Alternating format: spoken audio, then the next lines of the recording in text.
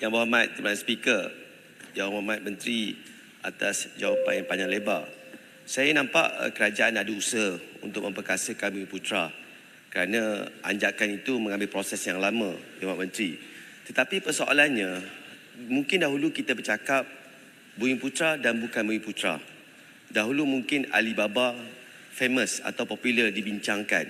Tetapi adakah Kementerian Yang Berhormat sedar bahawasanya sekarang ini isunya bukan lagi Alibaba tetapi Ali Bangla, di mana kita bukan lagi bersaing antara sesama masyarakat Malaysia, tetapi kita bersaing dengan mereka yang bukan warga negara. Dahulunya mereka berkunjung di tempat kita hanya sebagai buruh kasar, tetapi sekarang ini mereka telah berusaha menjadi pengusaha. Dan bagaimana Yang Berhormat melihat dari struktur ekonomi fundamental tadi? Kerana apabila mereka menjadi syarikat, mereka jadi pengusaha, kita hantar anak-anak kita Bumiputera, bukan Bumiputera untuk TVET, tetapi akhirnya kerja-kerja yang separah mahir ini diambil alih oleh mereka yang bukan Bumiputera, dan sudah pasti budaya Ali Bangla ini akan menjadi dominasi. Dan bagaimana Yang Berhormat melihat di struktur fundamental ekonomi itu sendiri? Terima kasih Yang Berhormat Menteri Ekonomi. Terima kasih Pak Yusar untuk yang dipertua itu 5 soalan dalam satu soalan. Pandangan saya, dan ini sedang diambil perhatian Pak Besar, ialah kita perlu committed untuk mengurangkan jumlah pekerja asing dan pendatang asing tidak berkemahiran dalam negara kita. Dan yang ini memerlukan bukan saja dasar, tetapi ia juga memerlukan kerjasama daripada industri, kerana setiap kali pentadbiran sebelum ini ingin mengurangkan jumlah pekerja asing di negara ini, dia akan dapat bantahan. Majlis Tindakan Ekonomi Negara pada bulan April yang akan datang akan membincangkan satu mekanisme khusus untuk mengurangkan jumlah pekerja asing ini secara berkala.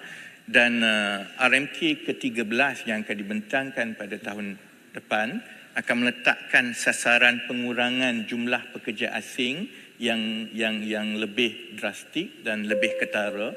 Saya sebut di Parlimen hari ini supaya saya dapat menyediakan industri dan ekonomi kita dengan lebih awal. Jadi yang itu pertama, kalau saya minta 2 minit je lagi Datuk kita perlu committed untuk mengurangkan jumlah pekerja asing. Kerana kalau kita terus ada antara 3 ke 3.5 juta pekerja asing, baik yang ada dokumentasi ataupun tidak ada dokumentasi, ini mewujudkan satu kumpulan yang menawarkan struktur kos yang lebih rendah, yang mana memang peniaga tempatan kita tidak boleh bersaing, kerana mereka akan terus meletakkan harga yang jauh lebih rendah, dan akan terus ada peniaga-peniaga atau orang ramai yang lebih gemar untuk mendapat khidmat ataupun produk daripada mereka. Jadi itu yang pertama di peringkat makro. Di peringkat dasar juga, seperti yang telah kita umumkan tahun lepas, bahawa kerajaan akan membentangkan undang-undang Akta Anti-Rent Seeking ataupun Akta Anti-Alibaba, kerana sebahagian sebab kenapa kita ada fenomena ini ialah kerana penduduk tempatan sendiri yang sama ada menyewakan atau memberikan lesen dia dapat untuk dia berniaga, tetapi dia lebih gemar untuk dapat 3,000, 4,000 sebulan pakai nama dia sahaja. Jadi selagi perkara-perkara ini tidak diselesaikan, dan buat masa sekarang kita tidak ada undang-undang yang khusus yang boleh diambil tindakan kepada penduduk tempatan yang membolehkan fenomena ini makin bertambah. Jadi pandangan kami ialah selain daripada struktur ekonomi itu yang perlu diperbetulkan dengan mengecilkan jumlah pekerja asing yang ada,